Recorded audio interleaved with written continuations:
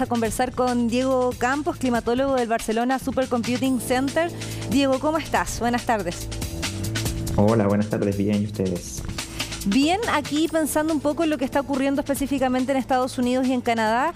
¿Qué es lo que se ha dado? ¿Qué fenómeno se ha dado precisamente para poder estar viendo imágenes como las que estamos mostrando? Sí, lo que se ha dado es la irrupción de una masa de aire polar, básicamente. Es aire que viene directamente desde, en este caso, el Polo Norte, desde el Ártico, y que ingresa de manera bien violenta, o sea, sin perder un poco su composición, su estructura, sus temperaturas sobre todo, e ingresa a zonas en este caso, Norteamérica, incluso hasta bien al sur de Estados Unidos. ¿Se veía venir algo así precisamente para Estados Unidos y para Canadá o esto sorprende? O sea, sorprende igual porque las imágenes son impresionantes y porque los valores de temperatura han sido impresionantes, pero sí lo que nos sorprende un poco es la entrada de aire frío, porque los modelos de pronóstico veían venir algo así. Hay un fenómeno que se le denomina el vórtice polar y Ujú. y tiene que ver con la magnitud de los vientos en altura y con las temperaturas en los polos, ¿no? Esto ocurre tanto en el polo norte como en el polo sur. Cuando el vórtice polar está fortalecido, las bajas temperaturas se conservan muy cerca del Ártico, en este caso, ¿no? Muy cerca del polo. Pero cuando el vórtice polar se debilita, el aire polar puede de alguna forma salir del polo y llegar a otras latitudes, en Mm. este caso a Norteamérica.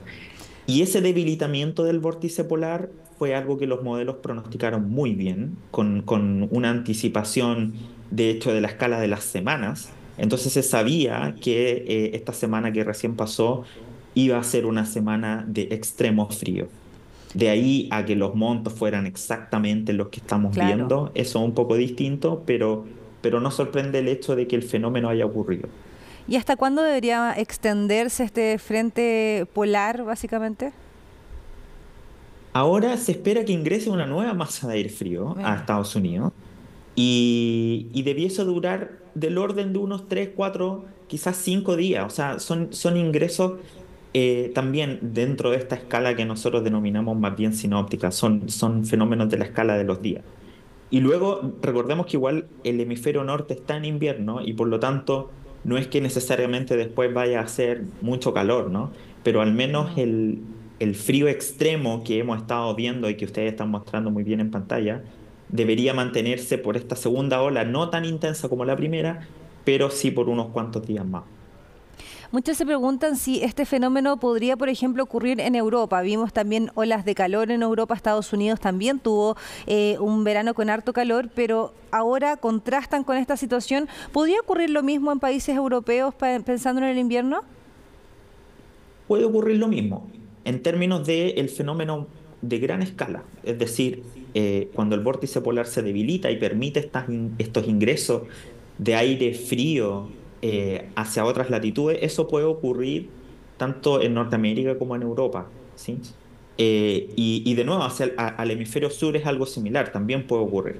Ahora, pasa un poco que la forma que tiene, la continentalidad que tiene Norteamérica, permite que la masa de aire no cambie mucho y se mantenga muy fría, incluso ingresando hasta el sur de Estados Unidos.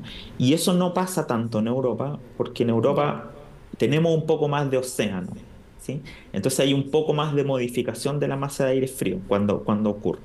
Esto no quiere decir que no podamos tener, de nuevo, ingresos de aire frío, pero no es tan común ver manifestaciones de frío tan intensas como las que sí hemos visto en Canadá y Estados Unidos, que tienen mucho más continente. Pero sí hay una suerte como de alerta de lo Entiendo. que podría pasar en Europa, porque justamente estamos en un periodo en el que este vórtice polar está debilitado y por lo tanto permite estos ingresos de aire frío. Pero ojo que por contrapartida, que el vórtice polar esté debilitado de alguna forma también permite ingreso de masas de aire cálido y Ya. de hecho, por ejemplo, eso es un poco lo que se espera ahora en los siguientes días, la próxima semana al sur de Europa al menos, en la zona más cercana a África. Quería volver al tema de Estados Unidos y a preguntarte si es que existe posibilidad, o más bien si esto impide que hayan temperaturas altas en verano, o no sería sorprendente que, por ejemplo, para el verano en Estados Unidos tengan calor excesivo en contraste del invierno que han tenido. No, claro, una cosa no quita la otra en este caso. Mira. Porque lo que estamos hablando acá cuando ocurren estos ingresos violentos, estamos hablando de que ondas atmosféricas son muy grandes y por lo tanto, así como el aire frío puede avanzar mucho territorio desde el polo hacia el sur en este caso, también en el verano el aire cálido puede avanzar desde el Ecuador hacia el norte mucho territorio. ¿Sí? Entonces, si Sí. este mismo fenómeno ocurre en el verano, lo que podríamos ver son ingresos de masas de aire cálido Mira. de manera violenta hacia zonas quizás en que la gente no está acostumbrada tanto al calor. Entonces, en realidad son estas ondas grandes y estas suertes de bloqueos atmosféricos los que ocurren tanto en verano como en invierno y que por un lado favorecen frío y por otro lado favorecen calor.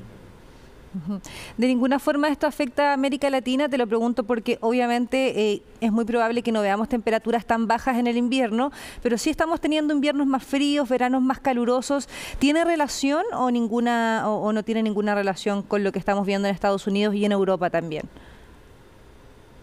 Tiene, hay una relación que no es tan directa, ¿cierto? No es que esto que ahora ocurre en Estados Unidos de alguna forma va a repercutir en nosotros, en Chile, pero lo que sí tiene alguna relación es que nosotros también tenemos nuestro vórtice polar en Mm. el hemisferio sur.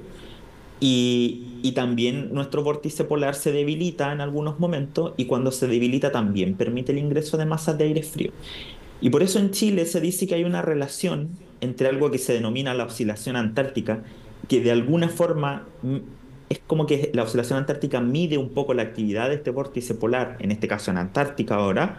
Entonces, nosotros decimos que cuando está la fase negativa de la oscilación antártica, se favorecen lluvias en el sur de Chile y ingresos de masas de aire frío. Y el fenómeno es más o menos el mismo, es decir, tenemos ondas grandes y por lo tanto el aire frío logra avanzar, en este caso ahora hacia el norte, ¿no?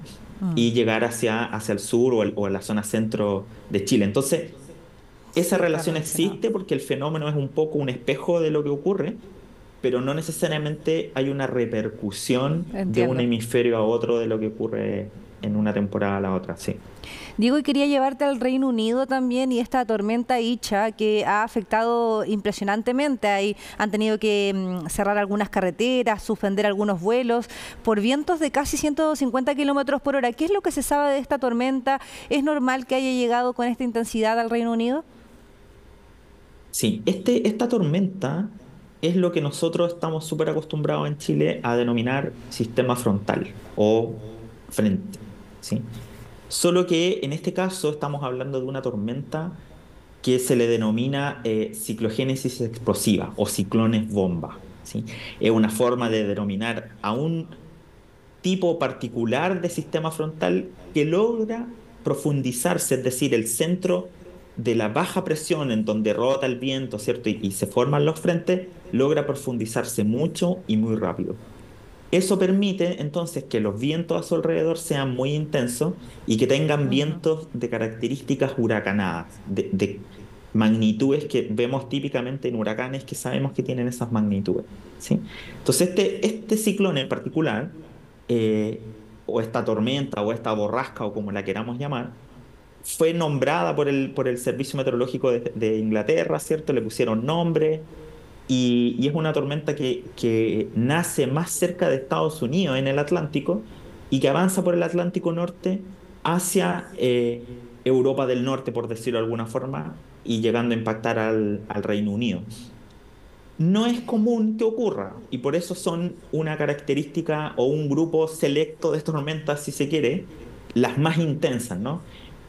Pero al mismo tiempo no es algo que no hayamos visto antes y no es algo que sea ajeno de un invierno, ¿no? Pero sí que la gran mayoría de los ciclones no son ciclones bomba, ¿sí? Y Ujú. no tienen esta magnitud. Pero cada cierto tiempo uno de ellos sí la tiene y logra generar los vientos que vemos. Como en este caso Icha, ¿cierto? Este Sí. ciclón que llegó al Reino Unido. Perfecto, Diego Campos, climatólogo, ahí quedó bien clarita la explicación de lo que está ocurriendo en Reino Unido, también en Estados Unidos. Muchas gracias por esta conversación con CNN Tiempo. Ojalá estemos tomando contacto prontamente también para estar hablando de otros temas. Gracias, Diego. Gracias.